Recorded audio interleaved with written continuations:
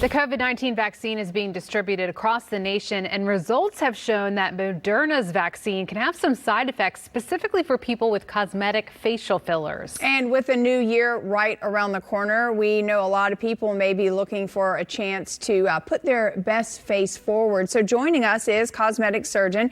He's enhanced a lot of Hollywood faces, Dr. Alexander Rivkin. Good to see you, doctor. Good to see you guys. Hello, Lou. Hi, Courtney. Hi. Okay, Pleasure. so let's talk about this. Some people may be concerned about reports surrounding the Moderna vaccine and facial cosmetic procedures. What do you know about the potential side effects? So in the Moderna trial, there were 3 patients who had had previous facial fillers who developed some minor facial swelling after they got the vaccine. This was treated easily with steroids and antihistamines, and everything resolved completely, right?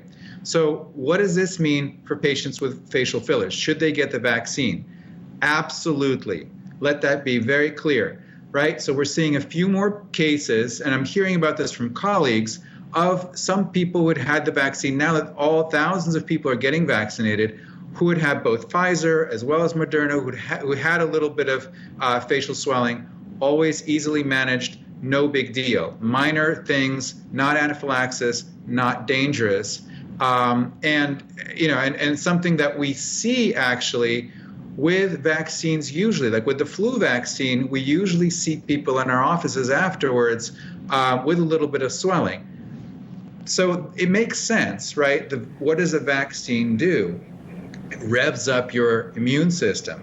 And the immune system, when it's revved up, tends to react rarely, but can happen to a substance in your body that it's perceived to be maybe a little bit foreign, right? So we see that, we expect it, and we treat it very, very easily, right? We are one of the bigger filler practices in Los Angeles, and we've never seen a case of this yet.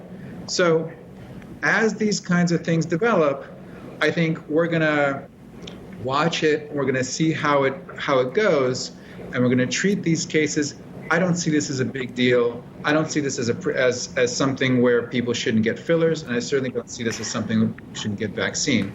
And so my recommendation to patients is don't get fillers 2 weeks before or 2 weeks after a vaccine. Anything happens, let me know, of course. Some patients are actually saying, hey, I want the swelling. Let me do this Los Angeles. Wait, I have a question, a follow-up. Is Botox a filler, or is it just like Restylane and Juvederm? Right. So Restylane and Juvederm are fillers. Right.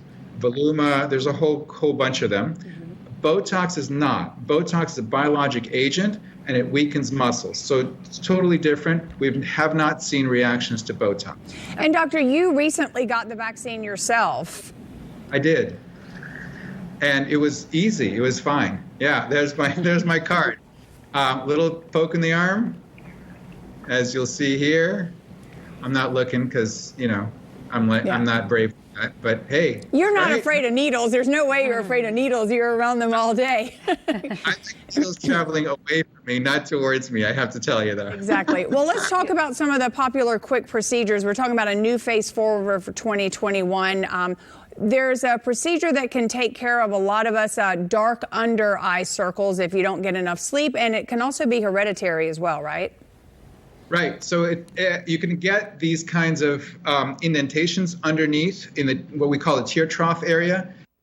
We treat that quite a bit, and a lot of people know that we can treat those dark circles with fillers really successfully. But what a lot of people may not know, and a lot of actually providers may not know as well, is how long filler actually lasts in this area.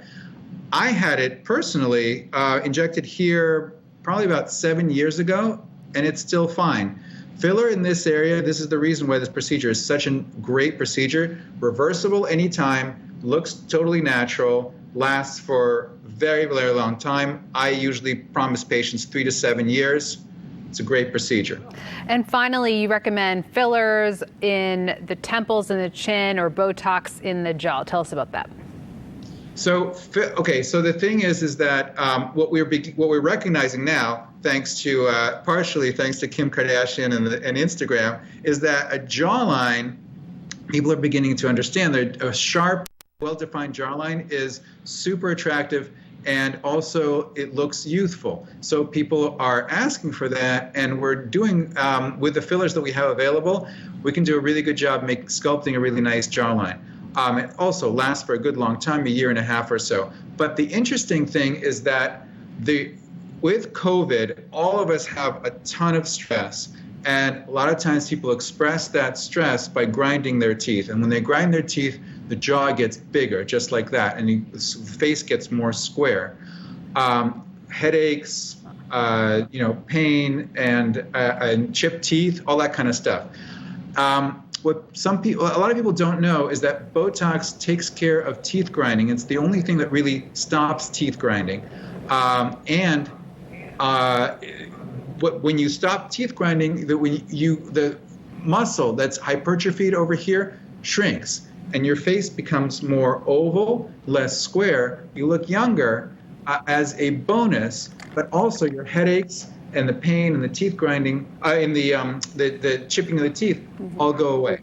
Well, Dr. Rifkin, thank you so much for the insight. Very cool, especially with the vaccine and all the tricks of the trade, as they say. We appreciate it. Happy holidays.